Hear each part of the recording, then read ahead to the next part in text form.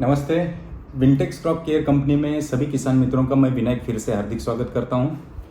आज हम इकट्ठा आए हैं वीडियो के माध्यम से जो भी हमारे किसान मित्र हैं जो ऑफ सीजन में यानी अप्रैल और मई महीने में केले का प्लांटेशन करने वाले हैं उनके लिए ये वीडियो है।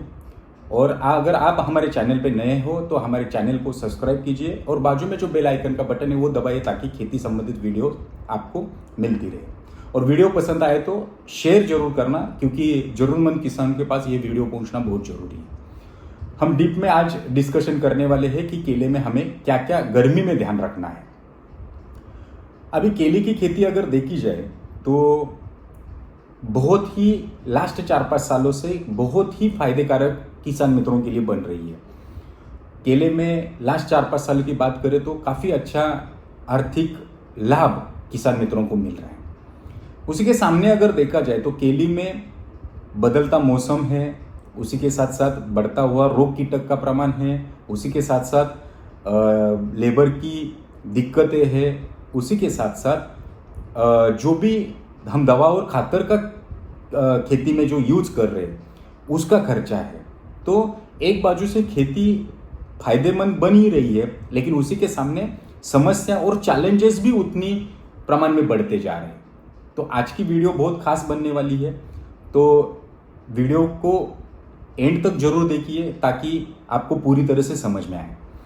तो आज का जो विषय है कि गर्मी में केले के क्रॉप का कैसे ध्यान रखें। अभी अगर लास्ट कुछ अगर बात देखी जाए तो जैसे महाराष्ट्र ले लो, गुजरात ले लो, एमपी ले लो, कर्नाटक का कुछ भाग ले लो, जहाँ पे भी केले का प्लांटेशन होता है वहाँ पे जनरली देखा जाए तो जून जुलाई में ज़्यादातर प्लांटेशन किया जाता है। और जून और जुलाई में प्लांटेशन करने के कारण वो जो केला मार्केट में आता है वो एक साथ मार्केट में आता है। और एक साथ मार्केट में आने के कारण अगर हमारे यहाँ अगर क्वालिटी गुणवत्ता अगर अच्छी नहीं बनी तो हमें जो केले की खेती में से जो भी बेनिफिट लेना है, केले की खेती में से जो भी अपने को आर्थिक नफा लेना है वो हमें मिलता नहीं है। तो काफ़ी किसान मित्र क्या कर रहे हैं कि प्लांटेशन थोड़ा सा अर्ली कर रहे हैं। तो काफ़ी सारे हमारे किसान हैं बहुत सारी जगह पे, अभी कामरेज की बात करें, राजपीपला की बात करें या महाराष्ट्र में शादा नंदुरबार की बात करें, चोपड़ा की बात करें, रावेर की बात करें, तो काफ़ी सारी जगह पे किसान मित्र क्या कर रहे हैं, अप्रैल महीने में प्लांटेशन कर रहे हैं, मई महीने में प्लांटेशन कर रहे हैं ताकि डिफरेंट टाइम पे अगर प्लांटेशन होता है या जब थोड़ा सा टाइम के हिसाब से महीना वाइज अगर प्लांटेशन होता है तो उसका बेनिफिट रेट के बारे में हो या क्वालिटी के बारे में हो तो वो समय पे थोड़ा सा बेनिफिट अच्छा मिलता है। तो काफ़ी सारे किसान क्या कर रहे हैं कि अप्रैल और मई महीने में प्लांटेशन कर रहे हैं। बट अप्रैल और मई महीने में प्लांटेशन करने के कारण चैलेंजेस भी उतनी ज़्यादा आके खड़ी है क्योंकि अगर केले को देखा जाए तो केले को जो टेम्परेचर सबसे अच्छा माना जाता है वो 18 सेंटीग्रेड से ऊपर और 32 सेल्सियस से नीचे यानी 18 से लेके 32 का जो बीच वाला टेम्परेचर है ये केले की ग्रोथ के लिए सबसे फायदेमंद, सबसे अच्छा और सबसे पोषक वातावरण या सबसे अच्छा वातावरण माना जाता है।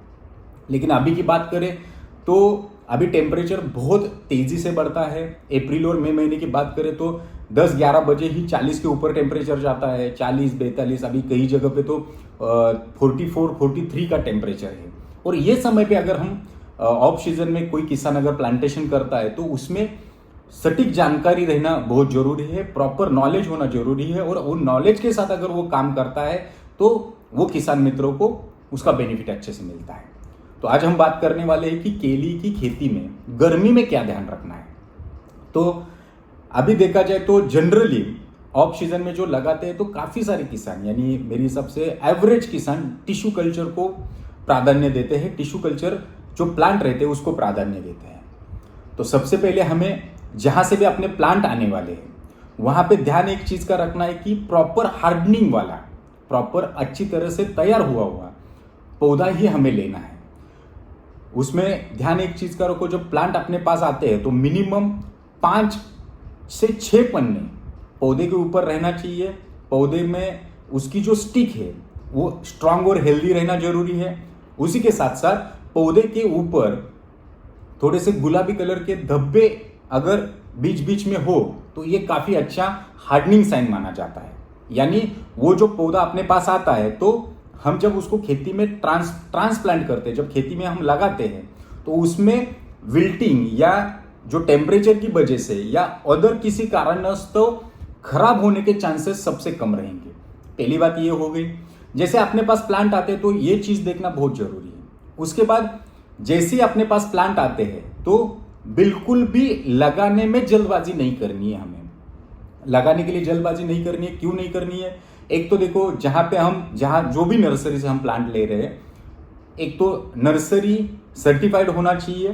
पहली बात वो ये ध्यान में रखो, जो भी नर्सरी से हम प्लांट लेते हैं वहां पे लोडिंग, फिर अपने यहाँ अनलोडिंग, फिर हम अपने खेत में तुरंत अगर प्लांटेशन करते हैं तो उसमें जो लोडिंग अनलोडिंग में जो भी उसका कोकोपीट के साथ जो उसका रूट बॉल रहता है, जो पूरी तरह से पैक होना चाहिए। वो कैरेट ऊपर चलाना, नीचे लेना, ऊपर चलाना, तो ये जो रूट्स और कोकोपीट का थोड़ा जो टाइटनेस रहता है वो ढीला हो जाता है।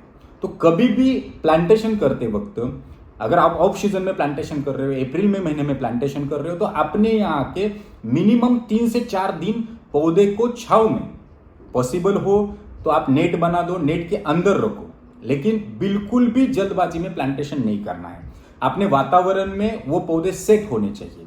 जैसे अपने यहाँ आते हैं, आने के बाद आप उसको सुबह शाम, दोपहर सुबह शाम जैसे टेम्परेचर रहेगा तो 3 टाइम हमें छांव में रख के पानी देना है।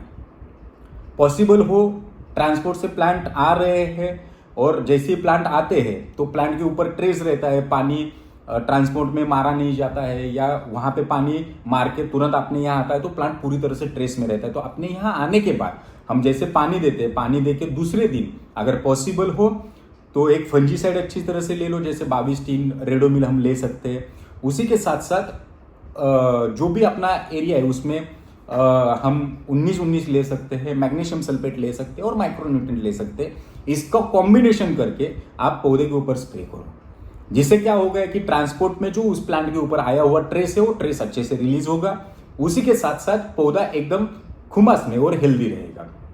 दूसरा स्प्रे क्या करना है उसमें, देखो अभी काफी सारी जगह पे जैसे जून जुलाई का प्लांटेशन रहता है उसमें CMV का भी प्रॉब्लम रहता है, तो हमें रिस्क वो चीज का लेना नहीं है। आगे जाके दिक्कत आए तो आप अगर हो सके तो एसिटामाप्राइड है, इमिडाक्लोरोप्रिड है, एक्ट्रा है, एसिफेट है, ऐसे अगर कोई नॉर्मली अगर आप उसमें एक आधा इंसेक्टिसाइड डाल के उसका भी स्प्रे कर सकते हो। 1 या 2 स्प्रे लेके हम अपने खेत में प्लांट डालने के लिए उसको रेडी कर सकते हैं, बराबर। उसी के साथ साथ जैसे अपने प्लांट आते हैं तो जाहिर सी बात है कि आपकी खेती भी अच्छे से आपने तैयार की होगी, अच्छी तरह से कल्टीवेशन करके, अच्छी तरह से आप उसको प्रॉपरली कल्टीवेट करके, दाती लगा के, जमीन को पूरा रोटरी लगा के अच्छी तरह से, अगर आपकी जमीन के हिसाब से आपको फ्लैट जमीन में लगाना है या काली जमीन हो तो बेड पे लगाना है, वो आप अपने हिसाब से प्लानिंग कर सकते हो।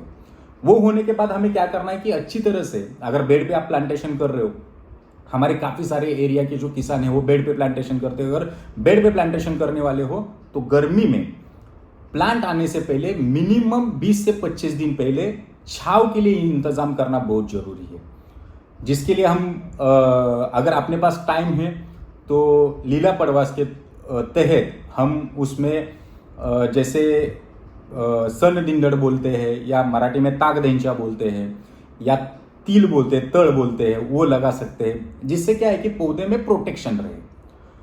क्योंकि मैंने जैसे स्टार्टिंग में ही बोला कि केले के लिए जो टेम्परेचर रहता है 18 से लेके 32 सबसे अच्छा रहता है। 32 के बाद जब 35-36 चलता है, 37-38 के बाद जब टेम्परेचर बढ़ता है वो कहीं ना कहीं पे केले के ऊपर बहुत सारा दिक्कत करता है, पत्ते जलना, पौधा मर जाना, ये काफ़ी सारी चीज़ों का हमें सामना करना पड़ता है। तो छांव रहना बहुत जरूरी है।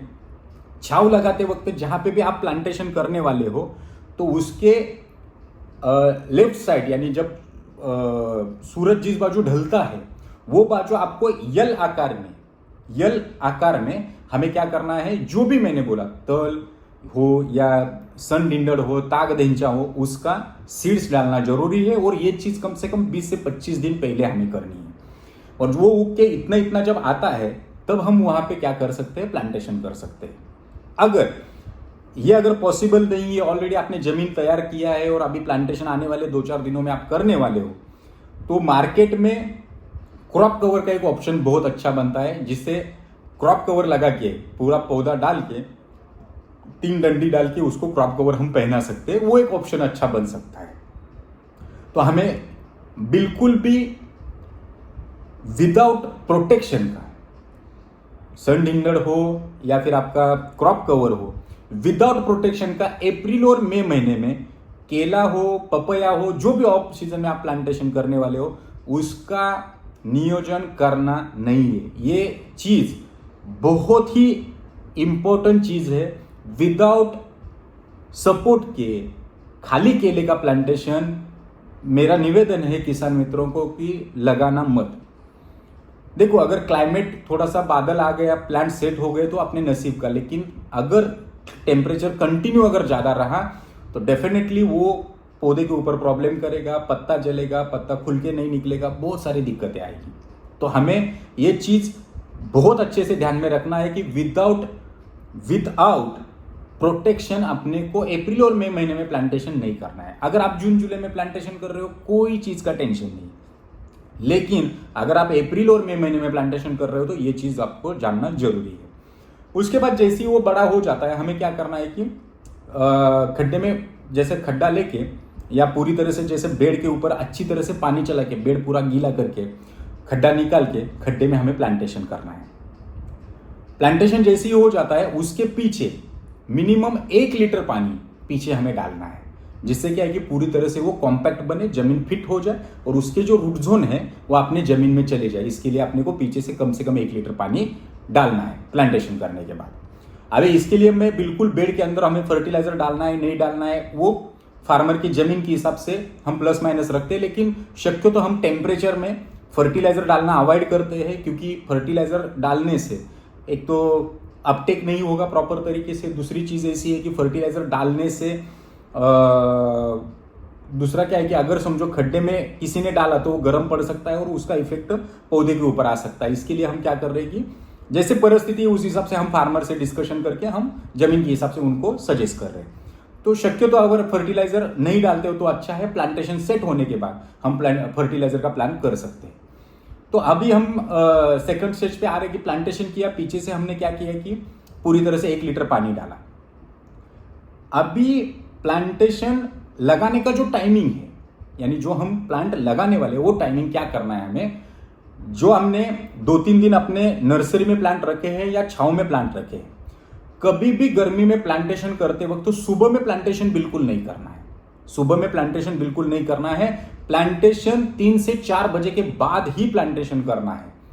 तो जिसका फायदा क्या होगा, जैसे हम प्लांटेशन करते हैं पीछे से पानी 1 लीटर डालते हैं और वो रात जो रहेगी वो पूरी टेम्परेचर डाउन रहेगा, तो प्लांट सर्वाइव होने में, प्लांट सेट होने में बिल्कुल दिक्कत नहीं आएगी। तो हमें एक चीज का बहुत अच्छे से ध्यान रखना है कि हमें क्या करना है कि जो प्लांट लगाना है वो दोपहर के बाद लगाना है। जैसे प्लांट लगाते हो पीछे से 1 लीटर पानी वाला जैसे मैंने बोला वैसे डालना है। उसके बाद क्या करना है कि 2 दिन चले जाते हैं, अगर आपका ताक ढिंचा या प्रोटेक्शन के लिए अगर वो हो, नहीं तो दूसरे दिन तुरंत उसको क्रॉप कवर से कवर करना है। जैसे ही 2 दिन चले जाते हैं, हमें क्या करना है कि उसके अंदर आने वाले जमीन जन्य जो रोग रहते हैं और उसके बाद फंगस का प्रॉब्लम रहता है, उसी के साथ साथ कीटक का प्रॉब्लम रहता है, इसके लिए हमें ड्रेंचिंग का प्लान करना है। ड्रेंचिंग में क्या लेना है, तो ड्रेंचिंग में सबसे पहले हमें लेना है बार 61 जो फॉस्फोरस रहेगा, जो मूल के विकास के लिए अच्छे से काम करेगा, एनर्जी प्लांट में क्रिएट करेगा, उसी के साथ साथ रूट के डेवलपमेंट के लिए फॉस्फोरस अच्छा काम करेगा। तो बार 61 2 किलो लेना है। उसी के साथ साथ आपने क्या लेना है, न्यूट्रिएप गोल्ड लेना है, जो potassium humate Wintex crop care का प्रोडक्ट है, काफी अच्छा रिजल्ट है उसका। पोटेशियम ह्यूमेट एमिनो और फुलविक का कॉम्बिनेशन है। न्यूट्रिएप गोल्ड 500 ग्राम लेना है। उसी के साथ साथ अपने को लेना है एक फंजीसाइड, जिसमें आप रेडोमिल ले सकते हो, रोको ले सकते हो, या कोई भी अपना फंजीसाइड जो भी है उसके साथ ऐड करना है। वो 250 ग्राम से लेकर 500 ग्राम तक जो फंजीसाइड है वो सेट करके अपने को लेना है। और उसी के साथ साथ केपी पावर बोल के फॉस्फिनिक एसिड है, उसको ऐड करना है, जिसमें सिस्टमेटिक काम फंगस के लिए और जमीन जन्य फूग है उसके लिए होगा। ये पहला ड्रेंचिंग अपने को 200 लीटर पानी में हमें डाल के पर प्लांट को 200 ml का ड्रेंचिंग करना है पहले तीसरे दिन।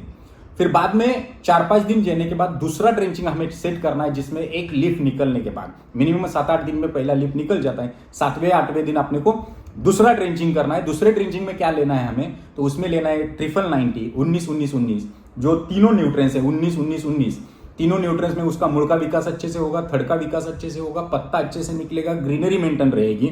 इसके लिए 19-19-19 2 किलो। उसी के साथ MgSO4 मैग्नीशियम सल्फेट 2 किलो, जो मैग्नीशियम सल्फेट चयापचय क्रिया करने के लिए, उसी के साथ क्लोरोफिल बढ़ाने के लिए, ग्रीनरी मेंटेन रखने के लिए मैग्नीशियम सल्फेट 2 किलो लेना है। उसी के साथ साथ न्यूट्री मिक्स यस या nutri mix F micro nutrient है विंटेक्स क्रॉप केयर का, वो आपने को लेना है 250 से 500 ग्राम जरूरत के हिसाब से। और उसी के साथ साथ विंजाइम प्लस झाइम आता है जो ग्रीनरी मेंटेन करने के लिए काम करता है। तो ये अगर हमने 200 लीटर पानी में डाल के अगर पर प्लांट को हमने 200 ml से अगर ड्रेंचिंग किया, तो पहले 2 ड्रेंचिंग में आपका पौधा इतना सशक्त होगा, इतना हेल्दी होगा, जो उस पर किसी भी प्रकार का दिक्कत नहीं रहेगा, प्लांट ट्रेसफुल रहेगा। और स्टार्टिंग में ही हमने फॉस्फोरस मेंटेन किया है, फंजीसाइड मेंटेन किया है, उसी के साथ साथ हमने उसमें आने वाले जो कीटक है, उसके लिए रोग है, उसके लिए हमने अंदर डाल दिया है। अगर सेकंड ड्रेंचिंग में आप अगर लेना चाहते हो तो उसमें क्लोरोपाइरीफॉस 250 जो कीटक के लिए, उदय मैयर का जो प्रॉब्लम है उसके लिए ऐड करके सेकंड ड्रेंचिंग कर सकते हो। फिर अपना पौधा जब 15 दिन का होता है तो 15वें दिन हमें क्या करना है, एक अच्छा स्प्रे क्लाइमेट स्टेबलाइजर का स्प्रे लेना पड़ेगा, जिसमें हमें पत्ता खाने वाली इली के लिए अंदर दवा डालनी है, उसी के साथ साथ ग्रोथ के लिए दवा डालनी है, उसी के साथ साथ फंजीसाइड लेना है, और उसी के साथ साथ जैसे मैंने बोला कि ट्रेस रिलीज करने के लिए, तो उसमें क्या लेना है, तो उसमें लेना है अपने को 13-40-13, फिर न्यूट्रीमिक्स यफ लेना है, उसी के साथ साथ क्लोरोपाइरीफॉस या प्रोपेनोफॉस, गर्मी है तो प्रोपेनोफॉस नहीं, क्लोरोपाइरीफॉस या प्रोक्लेम हमें ऐड करना है, और उसी के साथ साथ विंसिल सिलिकॉन जो पोटेशियम सिलिकेट आता है वो ऐड करके अगर आपने अच्छी तरह से पहले 15 दिन का अगर नियोजन अच्छे से किया, तो आपको बिल्कुल केले के पौधे लगाने के बाद किसी भी प्रकार का प्रॉब्लम नहीं आएगा, किसी भी प्रकार की दिक्कत नहीं आएगी, और किसी भी प्रकार का प्लांट ट्रेसफुल रहेगा, तो हेल्दी ग्रोथ होगा। तो ये सारी चीजें जो अगर 15 दिन में आपने अच्छी तरह से मेंटेन किया, ये सारी चीजों पे अगर 15 दिन में आपने अगर ध्यान दिया, तो आपको गर्मी में जो हम प्लांटेशन करने वाले हैं इसमें किसी भी प्रकार का तकलीफ नहीं आएगा, किसी भी प्रकार का दिक्कत नहीं आएगा।